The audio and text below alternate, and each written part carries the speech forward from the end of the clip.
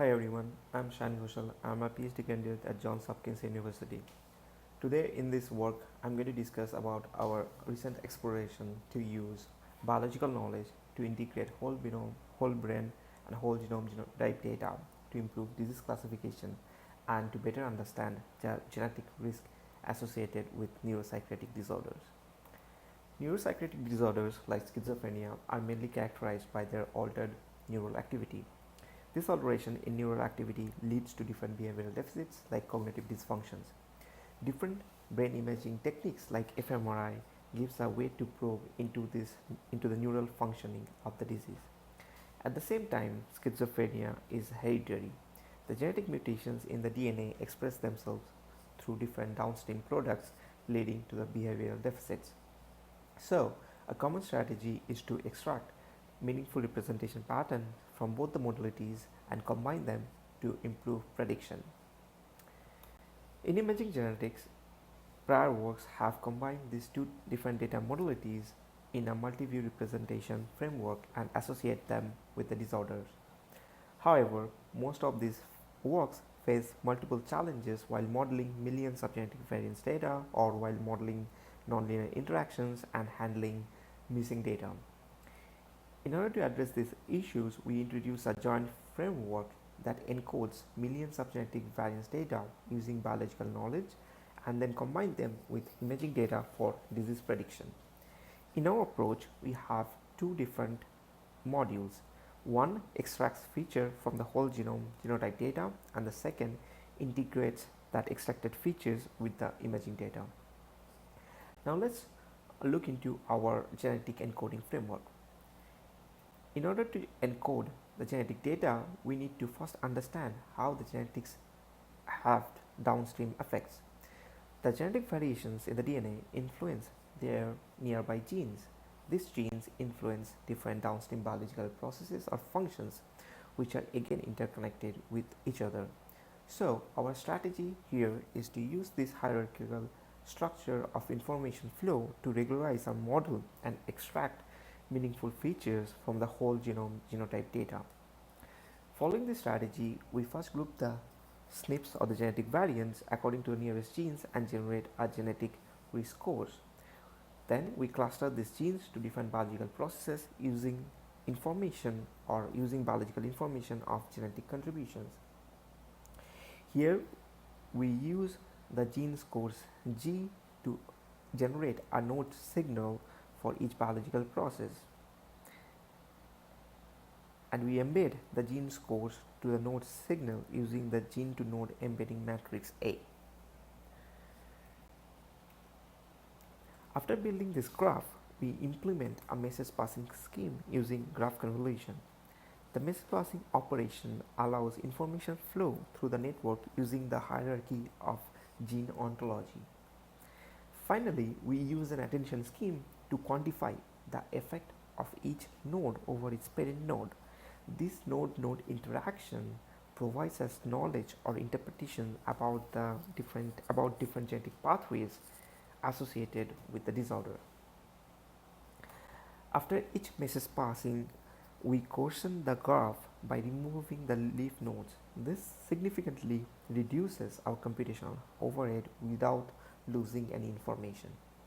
We perform this operation till we reach all the root nodes, and from there, using a readout layer, we encode the whole genome genotype information to a vector representation LG. This vector representation can later be used for downstream phenotype prediction. Now let's look how we combine this genetic data with the imaging data. In this work, we are going to explore two imaging modalities, so we have two imaging branches. We pass our imaging modalities I1 and I2 through an encoder and couple them in the latent space. In this approach, we are also interested in identifying imaging biomarkers. To determine the important center of brain regions, we implement a Bayesian feature selection strategy. In this strategy, we mask the input features with a binary mask whose underlying probability can be learned during training. So these underlying probability maps can give us location of important biomarkers. After After encoding the imaging data, we combine it with the genetic encoding and create the encoded representation LN. After that, the encoded representation LN is passed through a classifier for disease diagnosis. In addition, we also have a set of decoder branches that helps with model regularization. Now let's look into some experimental analysis. We obtained our data set from a case control study of schizophrenia. For the imaging data, we have two different task fMRI paradigms.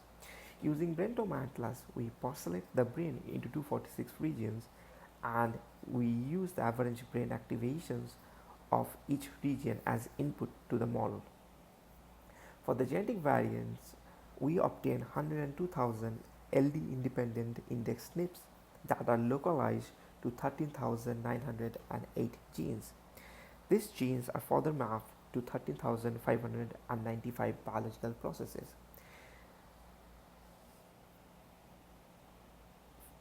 The information about the gene to node interaction or the gene to biological process interaction is obtained from gene ontology.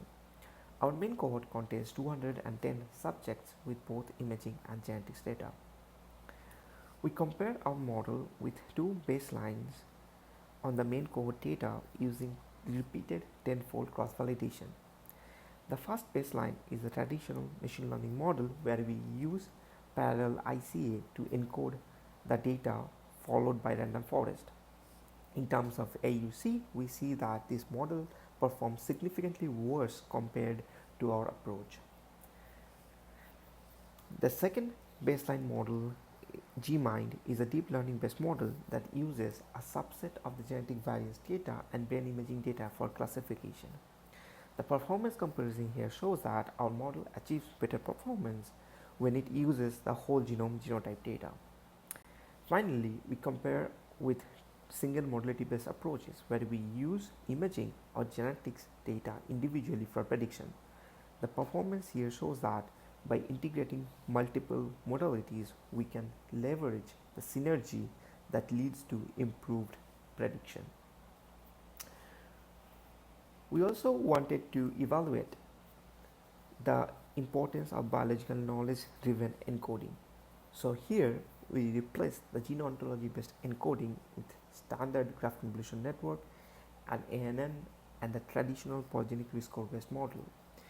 In this analysis, we only used the genetic data for prediction.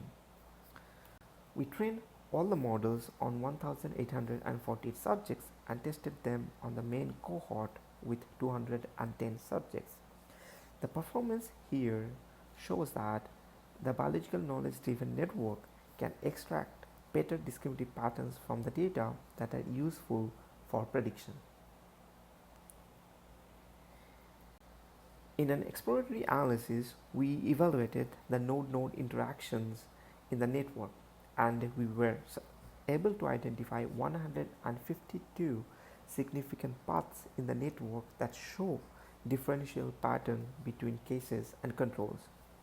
We then cluster these biological processes that are present along this path using semantic similarity.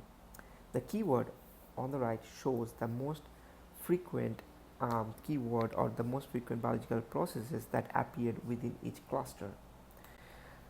Our exploratory analysis is able to find some of the biological processes that are known to be associated with schizophrenia.